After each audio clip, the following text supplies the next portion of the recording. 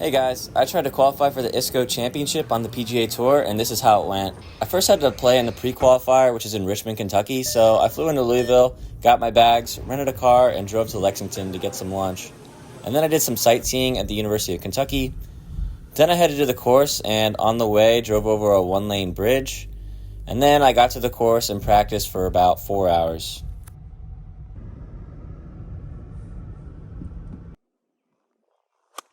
I started my practice session on the range and did some technical work before moving on to my shot making. Setting the foundation with some technical work at the beginning of my session allows me to control all of the ball flights I want to hit when I switch over to field-based practice.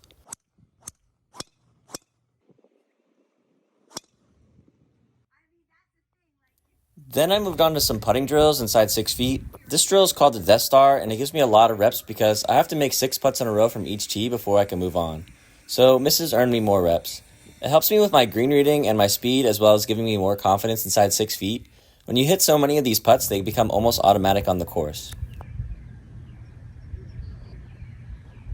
Obviously, I missed one there, so I had to start over from that tee before completing the rest of the drill.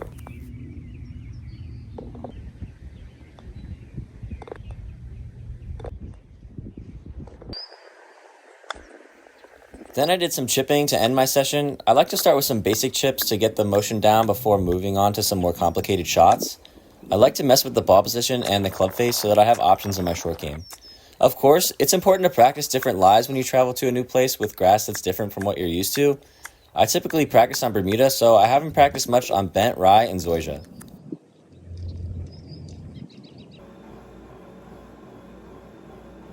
After practice, I went to the hotel to check in before heading to the gym. This is what a typical workout looks like for me on the road with limited gym equipment. Usually it just contains some basic strength mixed with some stretching and mobility to finish up. I went to Texas Roadhouse for dinner and ate about 3,000 calories this night because I hadn't eaten anything other than Chipotle all day. Then I headed to Kroger to get some floss and a half a gallon of milk for overnight oats I make for breakfast. And on the way out, I saw some fireworks, which I saw all week for the 4th of July. Then on the way back, I got a milkshake from Cookout to meet my calorie goal for the day. On day 2, I woke up around 7:45 for my 9:10 practice round tee time. I started my day with some overnight oats and water. I usually don't eat too much right before I play, so I rely on energy bars and protein to get me through my rounds. I got to the course for a warm-up on the range and the putting green before heading to the first tee. And then I got paired with a guy named Jack Sparrow, but surprisingly he didn't own a boat. This course is a public course, but it was a lot of fun. It had a lot of very scoreable holes, but also had a couple of difficult tee shots spread throughout the round to keep you honest. It was in good shape too. For the pre-qualifier, there are 168 guys playing for 40 spots, so I'm likely going to need to shoot a few under par to make it. Here's some footage from the practice round.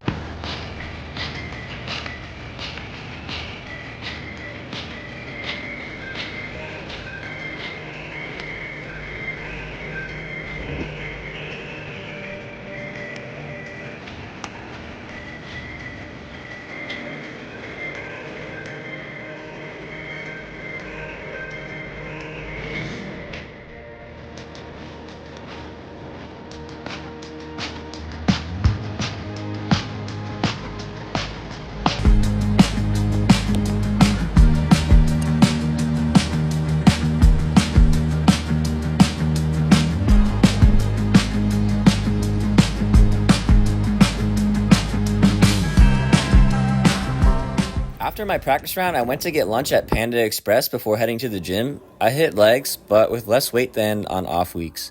And then I did some stretching and mobility to make sure I'm not too tight for the next day. After the gym, I had to do some laundry, so I went and got some quarters from the bank. I threw my laundry in and then went and took a shower before coming back to turn it over to the dryer.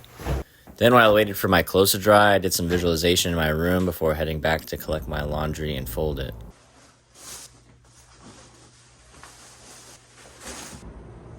After doing my laundry, I got my bag ready for the tournament. I started by taking my 4-iron out of the bag because I carry 15 clubs with me to tournaments, and this is the one I won't be using this week.